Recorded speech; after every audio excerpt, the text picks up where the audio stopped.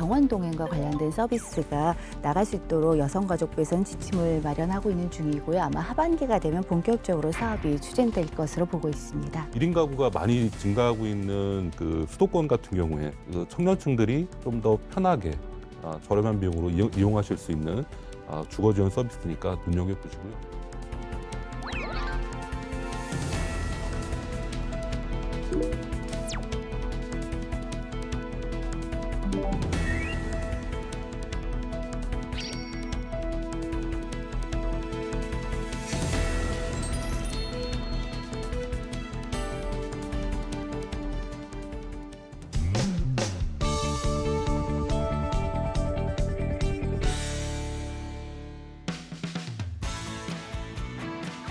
국민의 실생활에 도움이 되는 알짜 정책만을 소개합니다. 정책 플랫폼 코리아TV 생활엔 정책.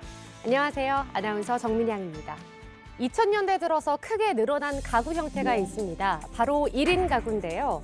미혼 독신 가구나 노령화에 따른 노인 단독 가구가 늘어나면서 1인 가구가 빠르게 증가하고 있다고 합니다.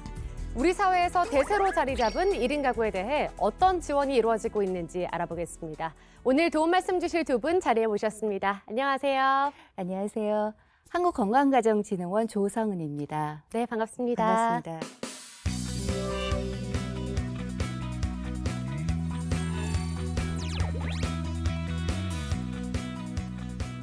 안녕하세요. 네, 안녕하세요.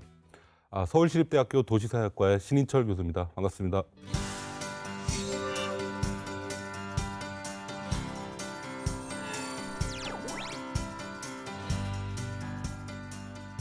박사님, 1인 가구가 그 어떤 가구보다도 많다고 하는데요. 1인 가구 수가 도대체 얼마나 되나요?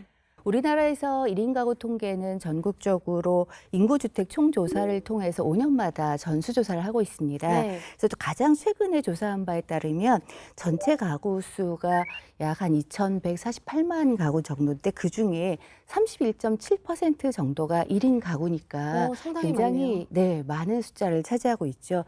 특히나 2015년에 조사한 거에 비해서 2020년에는 3인 가구, 4인 가구, 5인 가구는 빠르게 줄어들고 있고 네. 1인 가구랑 2인 가구가 늘어나는 추세이고요. 네. 1인 가구가 대한민국의 가족이 사는 모습을 대표하는 대세 가구가 된 건 맞는 것 같습니다. 네. 2050년이 되면 10가구 중에 4가구는 혼자 사는 1인 가구가 될 것이다. 이런 예측이 있습니다. 1인 가구가 늘어나는 이유가 있을 것 같아요, 교수님. 네. 여러 가지가 있을 것 같습니다. 네. 그러니까 사실 앞서 말씀드렸던 결혼 가치관의 변화가 첫 번째 주된 요인일 수 있고요. 네. 또 그다음에 고용 불안정이라든지 미래에 대한 불확실성 이런 것들이 커지면서 실제로 가정을 꾸려서 나가기 좀 어려운 상황도 겪으시고 또 그다음에 이제 청년기에 결혼을 이행하지 못하셨거나 안 하신 분들이 여전히 중장년이 돼서도 1인 가구를 유지하시는 비율들이 계속 늘어나고 있는 것 같습니다. 그렇군요. 다양한 이유로 1인 가구가 늘어나고 있지만 혼자이기 때문에 대처하기 어려운 상황도 있게 마련입니다. 바로 몸이 아프거나 위급한 순간이 아닐까 싶은데요. 그럴 때를 위해서 이 서비스가 도입되었다고 합니다. 어떤 지원 서비스인지 지금 바로 만나볼까요? 배고파. 밥 먹어야겠다. 잠깐만. 못 일어나겠는데? 병원 어떻게 가지? 안 되겠다. 이 병원 동행 서비스에 전화해야지. 혼자 있을 때 다쳐서 당황한 경험 한 번쯤 있으시죠? 그럴 때 병원에 동행해주는 서비스가 있다는 것 알고 계신가요?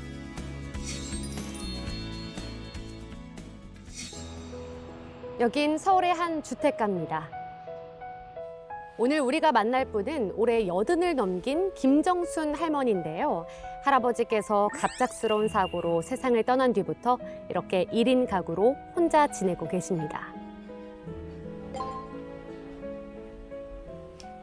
오래됐어요. 몇십 년 됐어요. 심심하지요. 심심하고 답답하고 일요일날 토요일날은 그냥 혼자 집에서 가만 앉아있고 앉았다가 누웠다 그러지요. 아프지가 제일 불편하지요.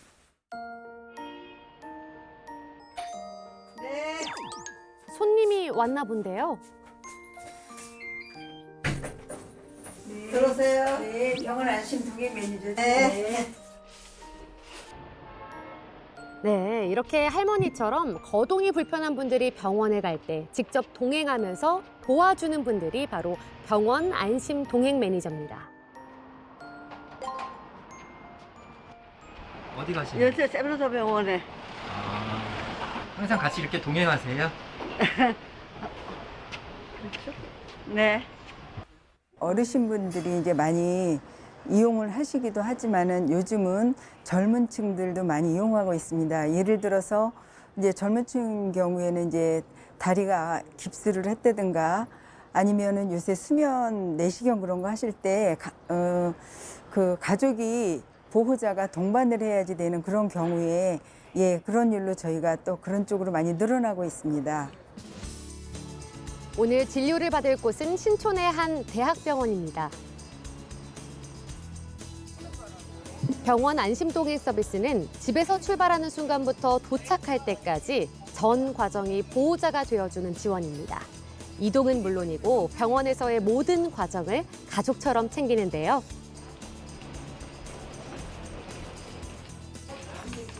일 인 가구를 대상으로 하던 서비스를 1년 만에 7,800여 명이 이용했을 정도로 관심을 받으면서 이젠 서울 시민 누구나 지원을 받는 서울시 병원 안심 동행 서비스가 됐다고 합니다.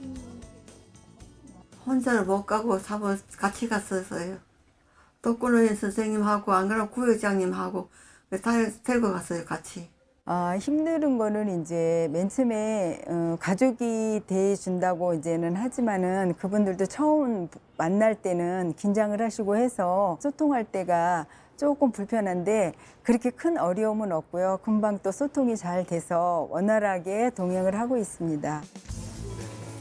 요청을 할 경우엔 진료실 동행도 함께합니다.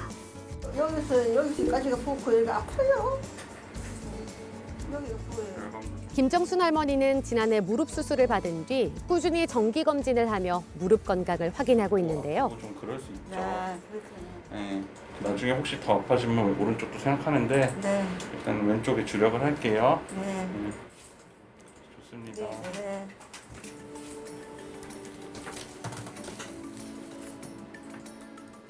동행 매니저 영선 씨는 본인이 직장 생활을 하던 당시 편찮은 부모님을 모시고 병원에 가기 위해 휴가를 내고 다녔을 정도로 꽤나 마음고생을 했다고 합니다. 그 경험 때문인지 많은 어르신들이 혼자 힘들지 않도록 병원 안심동행 서비스를 편히 이용하길 바라는 마음입니다. 또 예를 들어서 검사할 때 옷 같은 거 갈아입을 때 환복할 때도 이제 그런 거 도움도 드리고 그다음에 수납도 도와드리고 네 그다음에 이제 또 약 처방이 나오면 약도 이제 병원에 가서 수령하고 그러고서 이제 안전하게 귀가 조치까지 하는 게 저희 일 마무리입니다. 자, 이제 집까지 안전하게 도착했습니다. 김정순 할머니, 오늘 함께 다녀온 소감이 어땠는지 말씀 좀 해주세요. 좋았지요.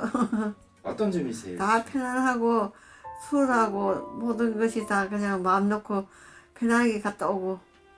아무래도 1인 가구는 마음도 많이 외롭고 특히 아플 때는 그게 더 힘든 상황에서 저희가 동행하는 업무가 이게 굉장히 필요하다고 생각했는데 이게 좀 더 지금 수요가 많다 보니까 또 이제 그런 거를 잘 수요에 맞춰서 우리가 공급을 잘 해줬으면 좋겠다고 생각하고 있습니다.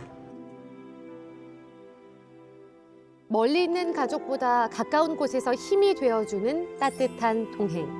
1인 가구 여러분, 안심하세요. 어디선가 누구에게 아픈 일이 생긴다면 틀림없이 함께할 겁니다.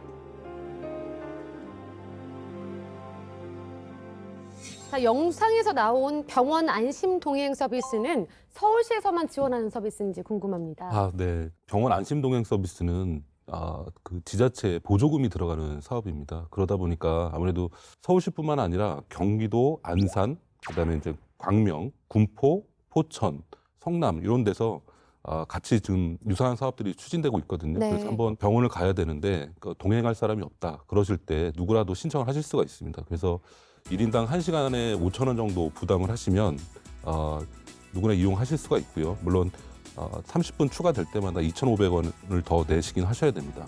비용 자체도 좀 부담스러우신 저소득층 같은 경우에는 무료로 이용하실 수가 있거든요. 아, 그래서 네. 훨씬 더 이용하시기 편하실 것 같습니다. 아, 그렇군요. 자, 1인 가구로 또 혼자 산다는 게 뭐 다인 가구에 비해서 위험 대응 능력이라든지 이런 거 대처하기 정말 힘들잖아요. 아플 때가 가장 서러운데, 네, 어떻게 실질적으로 보시나요? 작년에 연구를 하면서 질문을 들었을 때도 아플 때 정말 도움이 절실했다라는 말 아플 때 정말 서러워요. 말씀 네. 많이 하시거든요. 네. 그러니까 병원 동행이나 간병 서비스 같은 경우에는 아직은 서울이나 경기도 중심으로 이루어지고 있지만 인천이나 춘천, 동해시 등에서도 노인 대상으로 다른 형태의 돌봄 서비스를 지금 확대하거나 지자체별로 또 시범 사업들이 많이 행해지고 있습니다.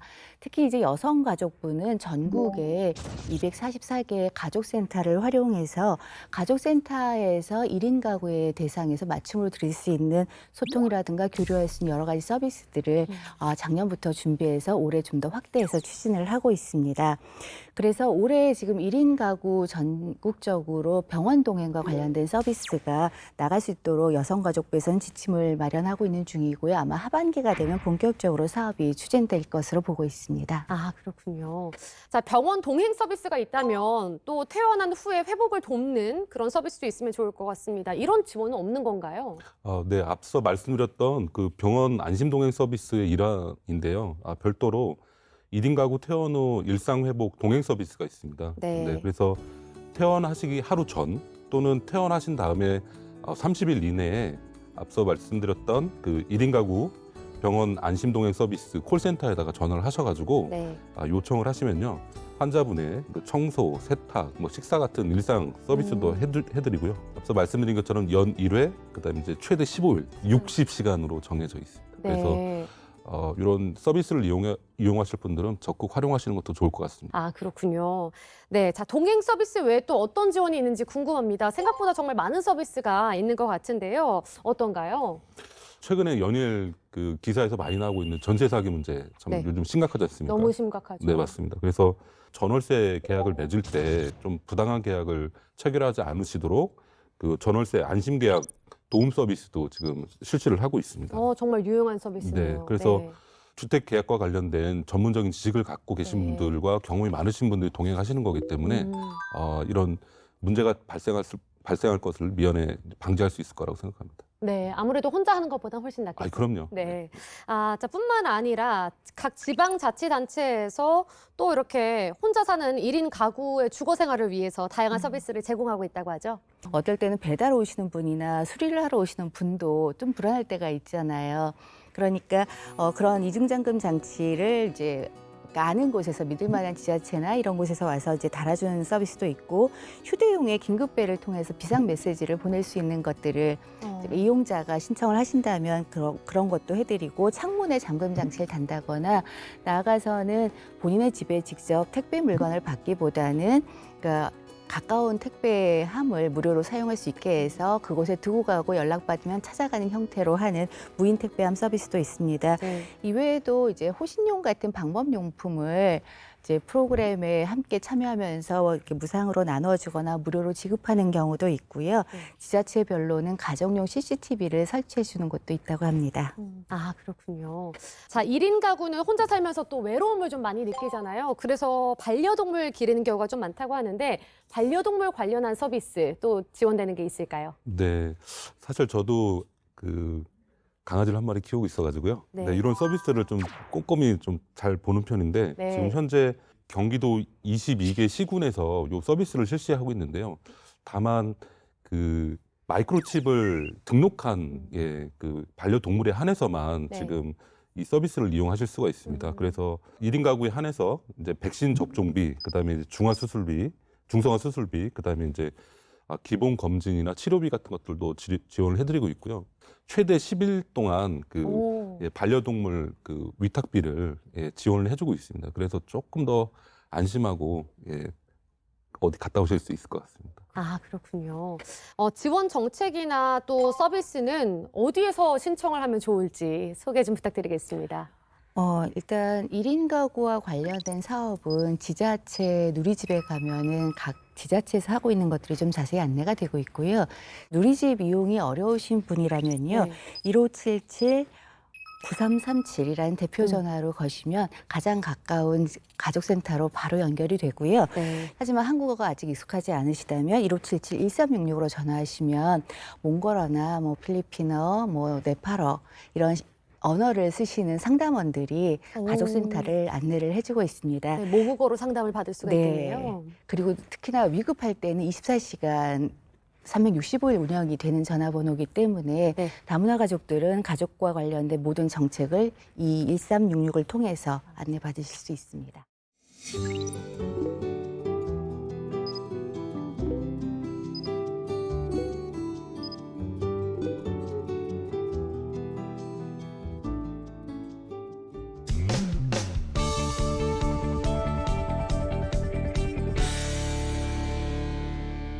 일 1인 가구 누구나 부담 없이 다양한 프로그램을 이용할 수 있다면 더없이 좋을 것 같은데요. 이런 프로그램에 직접 참여하고 있는 분이 계신다고 해서 만나봤습니다. 함께 보시죠. 서울시의 발표에 따르면 1인 가구의 절반 이상은 식사 준비를 불편하다고 꼽았습니다. 혼자 사는 사람들의 식생활을 도와주는 특별한 모임. 함께 가보실까요?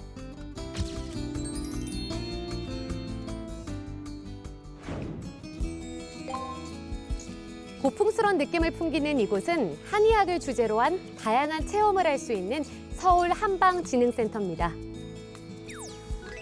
이곳에서 오늘 아주 특별한 모임이 시작된다는데요. 아, 다들 모여 계시네요. 벌써 수업이 시작됐나 봅니다.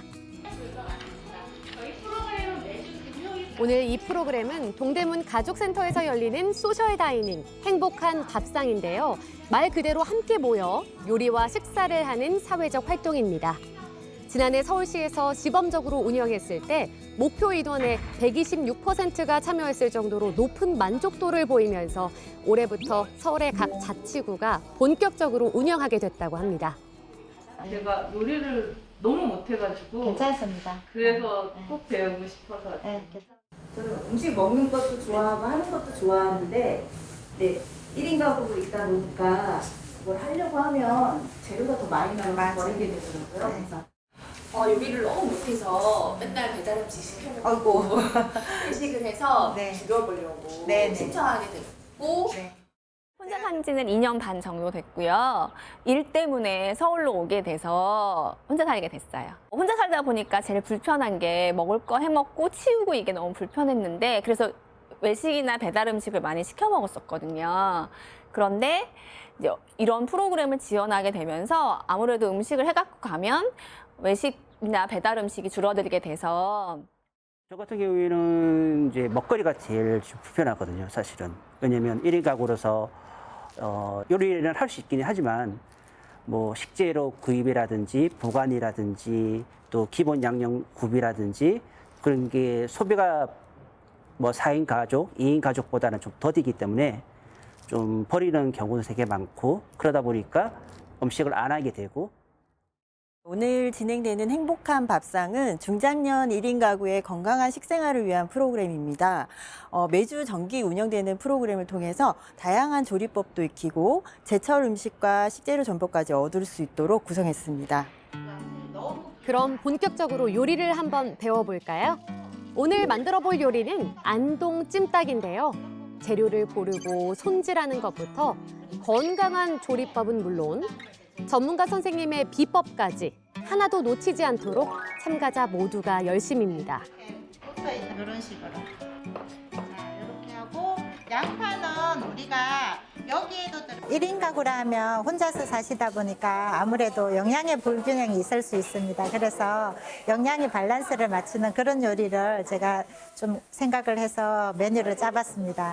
그리고 두 번째 또 중요한 건 좀 간단해야 되거든요, 요리법이. 그래서 조리법에 이렇게 좀 간단하게 한 그릇 요리 이런 그런 비법들을 제가 생각해서 요리를 메뉴를 짜봤는데요. 아마 이번 교실에서는 한 가지 요리를 배우시면 여러 가지 활용하실 수 있는 그런 아주 좋은 팁들이 많이 나올 수 있을 겁니다. 그거 필요 없어요, 지금. 와, 칠돈 씨는 칼질이 아주 능숙해 보이는데요. 사실 요리라는 게 하면 할수록 솜씨가 는다잖아요.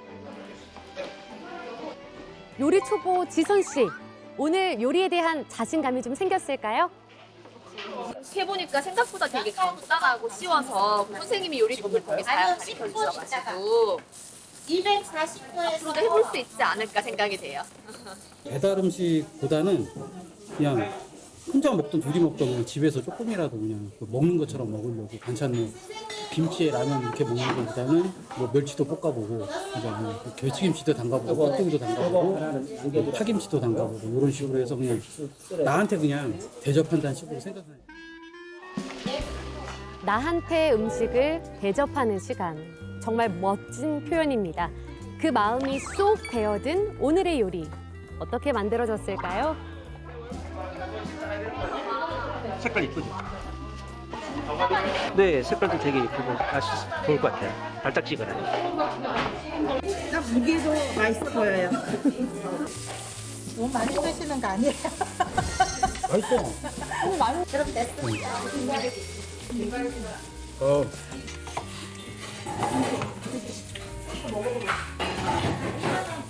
간이 딱 좋아요.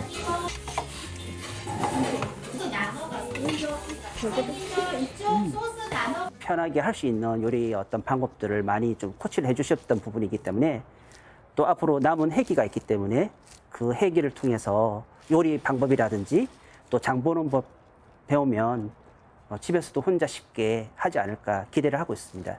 생각보다 요리하는 거 보니까 재료 손질만 되면 생각보다 간단해서 비싸게 주고 안 사 먹어도 되네라는 생각이 들었고요. 그다음에 선생님이 굉장히 좋은 팁을 주셔서 맛내기 되게 집에 가서 만들어 먹어도 되겠다라는 생각을 했었어요. 동대문구 가족센터는 2020년부터 1인 가구 지원센터를 함께 운영하면서 1인 가구의 행복한 삶을 위한 프로그램을 다양하게 제공하고 있습니다. 복지 사각지대에 있는 청년, 중장년 1인 가구를 클라이언트로 지정하여서 교육, 문화, 전문 상담, 정보 제공 서비스를 제공하고 있는데요. 특히 사회적 관계망 형성, 계절별 일상생활 교육, 전문 재무 교육, 1:1 상담 멘토링, 중장년 식생활 지원, 치약 가구, 화장실 청소 및 해충 방제 서비스와 같은 동대문구만의 특화된 사업을 다수 운영하고 있습니다. 1인 가구 프로그램은 동대문구 가족센터 회원가입 후 신청 가능하며 가입 문의는 홈페이지 공지사항을 통해 확인할 수 있습니다. 혼자라도 걱정 없고 함께여서 더 좋은 유익한 시간. 잘 먹고 잘 사는 1인 가구의 집밥 생활로 우리 행복 지수를 높여볼까요? 네, 영상에서 한 출연자분도 말씀하셨지만 이제 밥을 해먹는 게 가장 어렵다라고 말씀하셨습니다. 1인 가구가 어려워하는 부분들을 꼽자면 어떤 게 있을까요? 1인 가구는 함께 거주하고 생활하고 대화하는 사람이 없다는 것 자체로 스스로 조금 외부로부터 고립되거나 아니면 본인이 우울감, 고독감을 느꼈을 때 한없이 빠져들 수 있다라는 문제점이 있습니다. 그래서 심리 정서적인 문제에 대해서 사람들이 즉각적으로 본인의 문제를 좀 인식하고 외부와 소통하고 여기에 도움을 받을 수 있는 그런 것들이 중요하다고 보는데요. 돌봄 서비스는 아주 작게는 본인이 요리하고 나를 관리하고 집을 관리하는 역량 자체가 배우지 못해서 잘 모르시는 분들도 있으시잖아요. 그런 역량을 함께 나누고 공부하고 하는 거에서부터 병원 긴급동행까지 다양한 범주의 돌봄이 가고 있고요. 네. 상담 서비스 같은 경우에는 작년에 이미 여성가족부에서는 1인 가구 정서 지원을 굉장히 중요하게 생각을 해서 가족센터의 상담 인력도 많이 지금 충원이 되어 있는 상태입니다. 그래서 상담에 대한 부분은 가족센터에서 하는 상담 서비스와 관계망 형성 같은 거를 하는 프로그램에 참여를 하시면 도움이 될 것 같습니다. 그런 분들에게 더 필요할 수도 있을 것 같아요. 네. 1인 가구를 위한 주거 지원 정책도 마련되어 있을 것 같은데 어떤가요? 네. 아마 가장 많이 들어보신 게 아마 공공임대주택을 들어보셨을 것 같고요. 이 공공임대주택 중에서도 아마 1인 가구한테 가장 좀 적합한, 특히 이제 젊은 연령대에 적합한 게 바로 이제 행복주택입니다. 네. 이 행복주택은 이 대학생이나 신혼부부처럼 실제로 학교 다니시거나 직장 다니시는 분들이 좀 가까운 데서 실제로 출퇴근을 좀 편하게 하실 수 있도록 만들어 놓은 공공임대주택입니다. 그래서 이곳을 이용을 하시면 조금 더 청년층들이 용이하게 직장 생활이나 학교 생활을 하실 수 있을 것 같고요. 네. 그다음에 또 하나가 이제 1인 가구가 많이 증가하고 있는 그 수도권 같은 경우에 특히 이제 서울시 같은 경우에는 원룸형, 그다음에 이제 기숙사형 주택을 실제로 이제 나눠주고 있는데요. 이게 바로 희망 하우징입니다. 그래서 요것들도 청년층들이 좀 더 편하게 저렴한 비용으로 이용하실 수 있는 주거 지원 서비스니까 눈여겨보시고요. 네. 다양하게 활용을 하시면 좋을 것 같습니다. 네, 아무래도 혼자 살기 때문에 고독사도 참 두려움의 대상이 될 수 있겠다 이런 생각이 듭니다.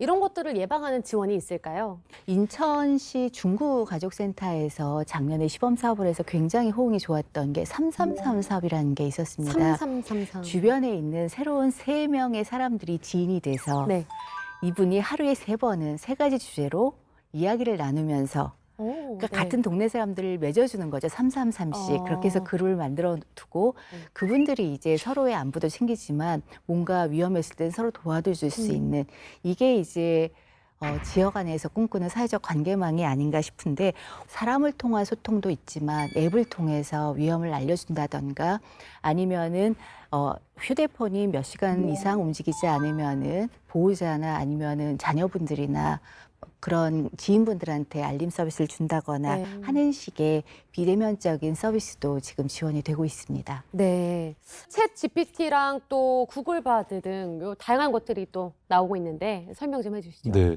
정부에서도 이러한 그 첨단 기술의 발전을 좀 적극적으로 도입을 해가지고 대표적으로 이제 AI 생활 관리 서비스를 추진하고 있습니다. 혼자 사시는 분들이 인공지능이 주 2회 정도 계속해서 이제 전화를 걸거나 그 알람을 통해서 식사는 잘 하는지 못 하는지 또 잠은 잘 자는지 이런 것들을 계속 체킹을 하게 되어 있습니다. 그래서 이런 그 AI 서비스를 적극적으로 활용하시는 것도 좀 도움이 많이 되실 것 같습니다. 네, 제 지인 중에서는 또 이렇게 혼자 사는 여성분이 있는데요. 늦은 시간에 집에 귀가할 때 신청하는 서비스가 있더라고요. 이렇게 늦은 시간에 귀가를 돕는 서비스도 현재 시행되고 있나요? 서울시 같은 경우에는 워낙 대중교통이 잘 돼 있다 보니까 이제 밤 10시에서 새벽 2시 사이에 30분 전에 가산콜센터에 전화를 해서 제가 어느 역에 내립니다 하면은 그 지하철역이나 버스 정류장에 동행할 수 있는 분이 오셔가지고 같이 귀가를 해주는 이런 서비스를 하고 있고요. 그 다음에 부산시 같은 경우에는 달리는 버스가 할머니나 아니면은 학생이나 여성분이 이제 타고 계실 때는 정해진 버스 정류장이 아니라 그분이 원하는 곳에서 세울 수 있도록 이렇게 하는 서비스도 가고 있고요. 인천시 같은 경우에는 이제 본인이 좀 위험하다고 느꼈을 때 가까운 편의점에 들어가면 안심벨을 누르면 경찰과 바로 연결이 될 수 있도록 돼 있어서 안심벨을 누른 편의점을 앱을 통해서도 알려드리고 하는 여러 가지로 지자체마다 본인의 그 지역 안에서의 상황에 맞는 서비스들을 하고 있습니다.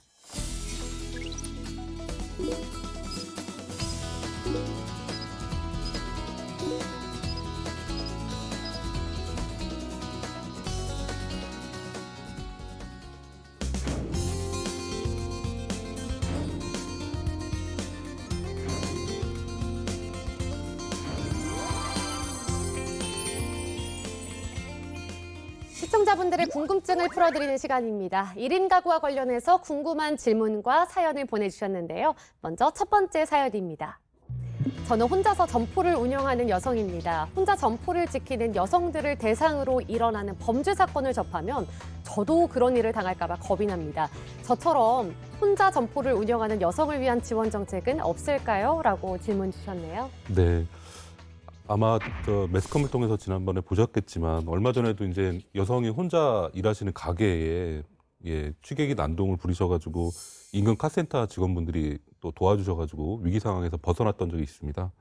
서울시에서는 이런 좀 범죄 발생 취약 지역이라든지 노후화된 지역 이런 데를 SS 존으로 좀 설정을 하고 여성 1인 가구라든지 아니면 여성 1인 가구 점포에 대해서 안정장치 같은 것들을 설치하는 그런 지원 사업들을 지금 하고 있습니다.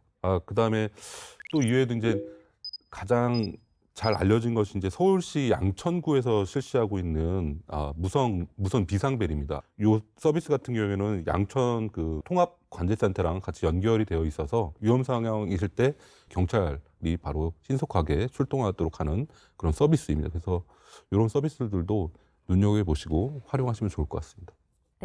다음 질문입니다. 70대 어머니가 고향집에서 혼자 거주하고 계시는데요. 저는 대학 때 분가 후 지금은 결혼해서 서울에서 생활하고 있습니다. 서울로 모셔오려고 해도 노후를 고향에서 보내고 싶다는 고집 때문에 어쩔 수 없이 어머니 혼자 지내십니다.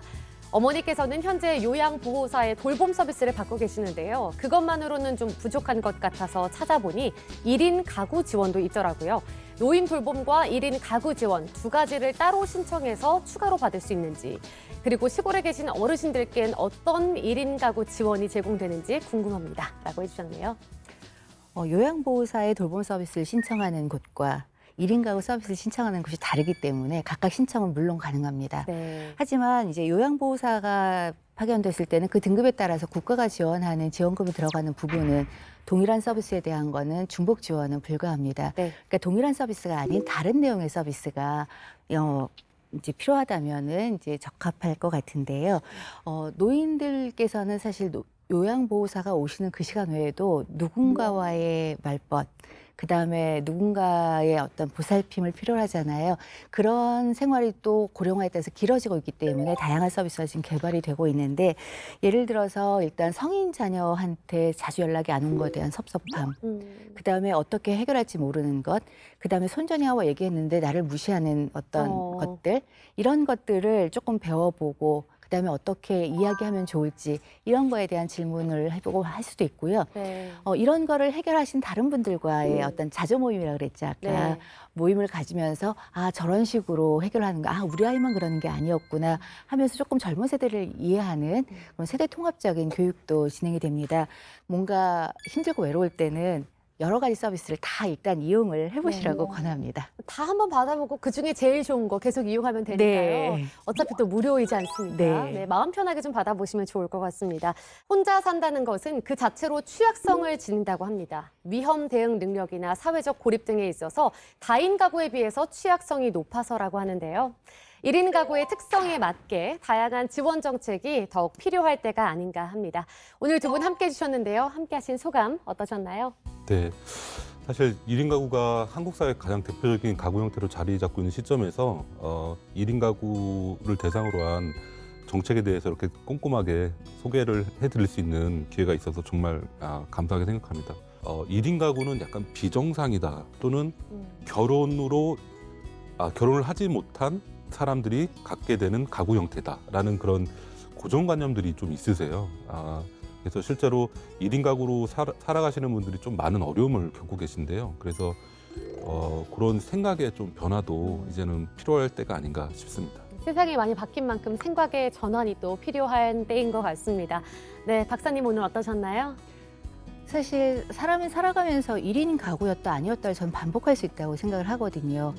저희가 예전엔 다문화 가족, 한부모 가족 이야기를 많이 했지만 한부모 가족이 재혼하시면 또 한부모 가족은 아니신 거잖아요. 이제는 변화가 다양하게 있는 거기 때문에 네. 1인 가구에 대한 서비스가 1인 가구여야지만 받는 서비스로 국한되지 않고 고립이나 고독, 그다음에 돌봄의 문제가 있을 때 누구나 받을 수 있는 서비스로 조금 설계가 잘 됐으면 하는 바람이 있고요. 1인 가구는 취약한 부분도 있지만 갖고 있는 자원도 많습니다. 일방적으로 지원받는 대상이 아니라 자기의 재능과 능력을 지역사회에 환원하고 함께하면서 소통하는 것도 또 다른 소통의 방법이기 때문에 내 것도 나누고 하는 그런 인식 변화가 좀 있었으면 좋겠습니다. 네, 아까 요리 클래스 보니까 너무 재밌어 보이더라고요. 네, 오늘 두 분 귀한 시간 내주셔서 고맙습니다. 다음 주에도 국민 여러분께 더 많은 도움이 되는 정책 플랫폼 코리아TV 생활엔 정책으로 찾아뵙도록 하겠습니다. 시청해주신 여러분 고맙습니다.